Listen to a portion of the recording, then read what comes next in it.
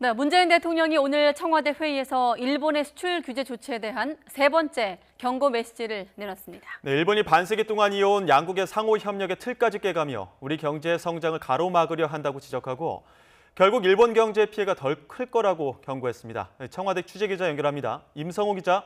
네, 청와대입니다. 자, 이번 주에 일본의 추가 보복이 나올 수도 있다 이런 관측이 제기되고 있는 상황인데 대통령이 다시 강한 어조로 일본 정부를 비판했네요.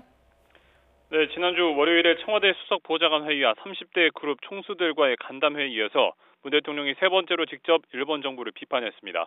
문 대통령은 일본의 이번 수출 제한 조치는 한일 양국이 상호 의존과 공생으로 반세기 동안 축적해온 경제 협력의 틀을 깬 거라며 엄중히 바라보고 있다고 강조했습니다. 문 대통령은 특히 일본 정부가 우리 경제의 핵심 경쟁력인 반도체에 필요한 소재 수출부터 제한한 것을 강력하게 비판했습니다.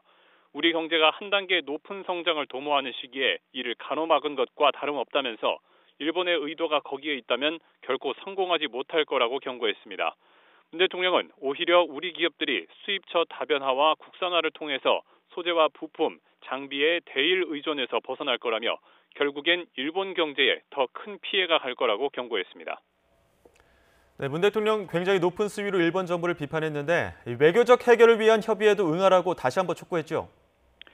네, 그렇습니다. 문 대통령은 먼저 강제징용 문제에 대해서 일본이 사전에 아무런 외교적 협의와 노력 없이 일방적으로 보복 조치를 전격적으로 취했다고 지적했습니다.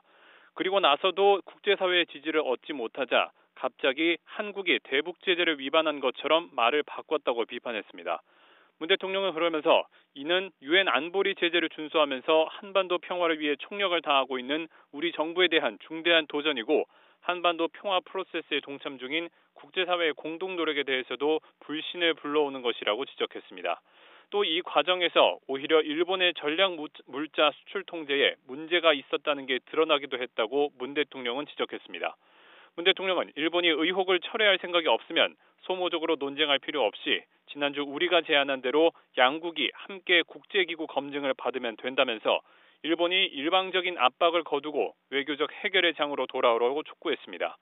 문 대통령은 이와 함께 여야 정치권과 국민의 협력을 당부했습니다. 이 사태의 외교적 해결과 또 우리 기업 지원에 모든 힘을 다하고 경제 체질을 개선하는 노력에도 정부가 더 박차를 가하겠다고 강조했습니다. 그러면서 국회와 정치권도 지금의 경제 상황을 엄중히 보고 있다면 초당적인 협력을 더욱 서둘러 달라고 당부했습니다. 지금까지 청와대에서 YTN 임성호입니다.